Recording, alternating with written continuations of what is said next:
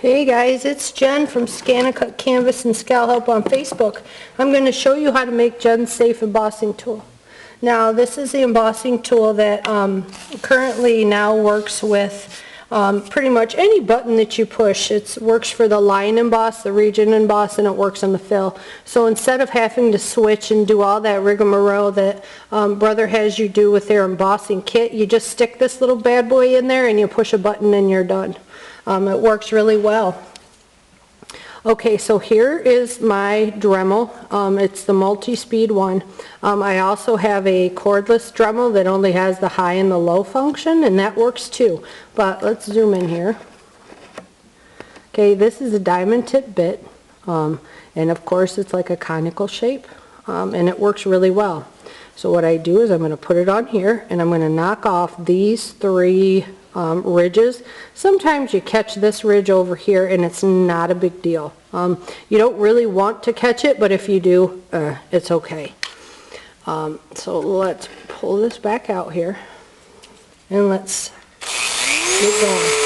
You can put it on a speed of like 2 to 3. If you want to wear gloves, go ahead. I just rest my hand, both hands on the table, kind of set it in there and go.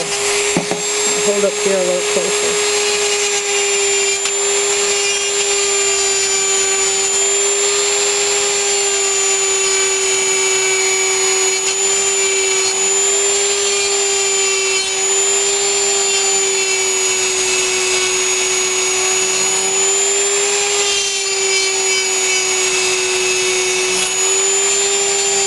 And you want to shave them down so that they're pretty much flat.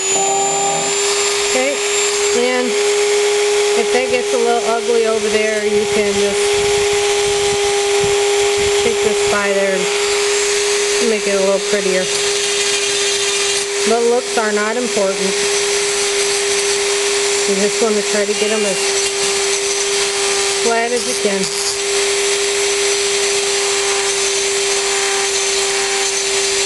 Because you don't want those little, there's like little tabs back there, and what the ScanNCut does is that reads them, and that tells the machine what holder is in there, and that's really important. Okay, so by knocking these off, we're telling the machine that, oh, something special's in there. Okay, and that lets us do whatever we want. Alright, so we have that off. Okay, now, see the little doohickey jobber that's in there? Well, we need to get that out. And if, brother, I hope you watch this, because there's a really simple thing that you could do that you can actually make these and make them something that everybody will want. These little, whatever these are called, these little stylus points or whatever, make them about this much longer, and then we can just stick them in here like that, and then you don't have to worry about all that junk that y'all created. We can just use these and it would be so much easier and people would be so much happier. Okay, see what I did with my pliers? Okay, let me focus this a little bit better. Okay, what I do is I take my needle nose plier, I stick it in this hole, and I'm just going to rock it back. Okay, and that's going to pop this circle and that little kind of like washer out, and it leaves us with a big old hole there. Alright, I'm going to put that circle and washer over here on a plate, okay, because I'm going to need that. With this size tip, you're going to need that washer. Okay, so let's get down to business before my air dry clay dries out. Okay, so I'm going to take this glue. This is Aleene's Jewelry and Metal Glue. I'm sure you can use any glue you have that's decent. This is kind of almost like, what's that stuff called? Super glue. It's what it smells like. And if you leave this stuff closed up, it turns everything white.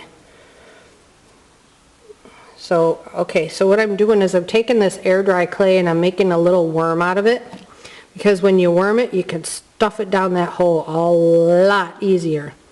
So I worm it, and then I take my thumb with the clay underneath it, and I just stuff it in that hole. Alright, that should be good enough. You want kind of a full hole, but not too completely full, because you need to stuff this circle back on there. Okay, see, it's uneven right now, but right now I'm going to go and make it even again. So stuff and stuff and stuff. Keep stuffing. Oh. If you have fingernails, you'll want somebody else to do this because it will break your fingernails. That's why I don't have fingernails. You don't want them when you live in the country. You don't want fingernails. You get all kinds of bad stuff stuck underneath them. Okay, so there. Now that cap is back on there and it's even. Now I'm going to take this little guy and I'm going to shove him down in there, and that's going to make that round thing squirt right back off, but that's okay. I had to get it even so that I could get most of that junk out of the way. Okay, so here we go. Oh. Oh. See? That cap shot right back up off of there. That's okay. Alright, so now I'm going to try to stuff this back down on there. See this? Gives you two places for your thumbs. Oh, squeeze, squeeze, squeeze, push. Okay, wipe that off. Stick it back on your clay down there. Squish some more.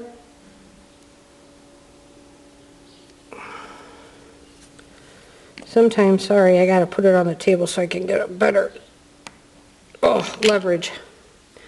Okay. Squish and wipe. Alright, so that's about as good as I'm going to get it for now. What I have to do is I'm going to take the cap and I'm going to put it on here. Okay, so I need to screw it all the way down, so tighten it all the way up, and you see this goes all the way past 12. Then back it up to 1. Okay, so it's at 1. See how that's sticking out? We can't have that. So, watch what I do. I'm going to take it down here. But don't push from the top. Grab a hold of the bottom part of it. And we're going to press down. That is now even. Okay, so now it's level. So that my 1 is starting out normal. Or at 0. Okay, so now I need to come back in here and tidy this up. Oh, squish. Okay. So I have it squished. Let's check again. See, this is why it takes me so long to make these things, because I just don't throw them all together. Oh, look. Let me make sure. It popped back out a little bit. So hang on to the bottom and re-squish. Alright, there. We got it even. Okay. Undo this.